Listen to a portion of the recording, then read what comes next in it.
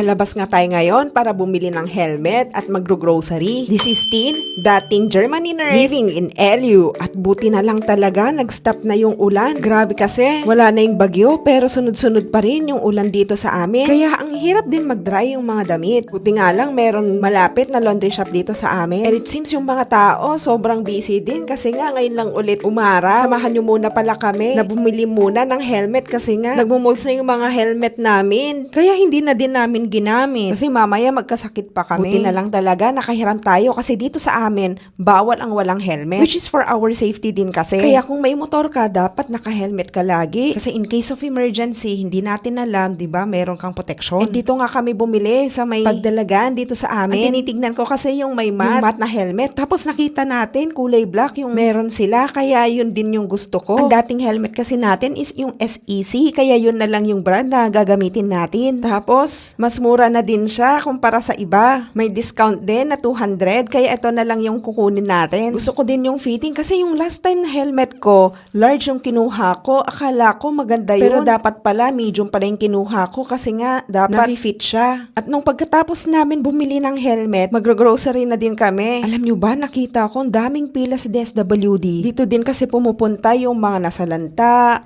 or yung mga humihingi na assistance. Nung bagyong Emong nga, sobra yung mga nakapila. Ang daming nasalanta nung time na yon, even nga kami, nabasag yung mga bintana namin. Ganon kalakas yung Typhoon Emong. Kaya nakakatrauma talaga. At nandito na din kami sa loob ng mall. Bibili lang tayo ng mga kailangan natin this coming days kasi nga marami pa naman tayong mga meat. Sa mga new viewers natin dito, alam nyo ba na nagpra-practice na kami ng healthy living? Sa gabi, salad na lang o kaya no rice. Or yung mga pagkain na mataas ang protein, yun yung kinakain namin na in-advise ng doktor sa amin. Tapos, alam nyo ba na mas inaalagaan na namin yung mga tiyan namin? Kasi alam nyo ba, ang tiyan, yan yung second brain ng katawan natin at dyan nagsisimula ang immune system. Kaya yon, balik tayo, nagpro-probiotics kami, kumakain kami ng yogurt, nagli-less oil kami, and as much as possible, gusto namin organic, yung pati yung egg. Umpisahan na din namin mag-brown egg kasi yun yung sabi ng doktor. Yung laboratory result kasi namin is pre-DM na, kaya we are making sure na maganda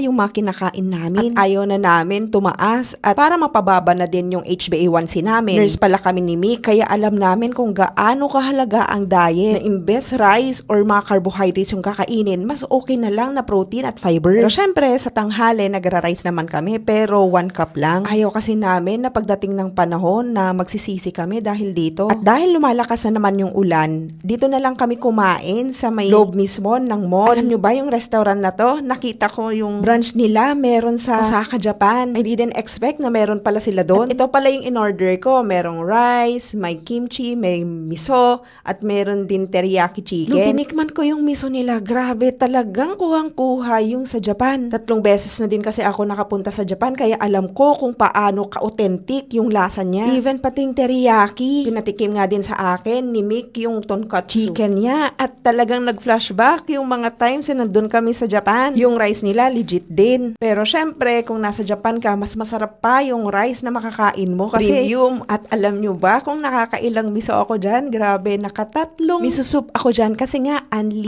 din yung rice, unli din yung kimchi, tapos yung sa miso, super sulit pa. And kung meron man akong i-rate sa lahat ng pinagkainan namin na restaurant, na Japanese restaurant dito sa LU, I can say this is one of the legit restaurants sa lahat na nandito. So after namin kumain sa mall, pumunta na din kami sa malapit na Talipapa kasi nga mas mura yung mga gulay nila dito compare sa mall. Bumili na din kami dyan ng cucumber sa kangkong. Iniisip ko nga yung kangkong, siguro sinigang na lang yung ulam natin. Pag nagluto ako ng sinigang, samahan niyo ulit ako.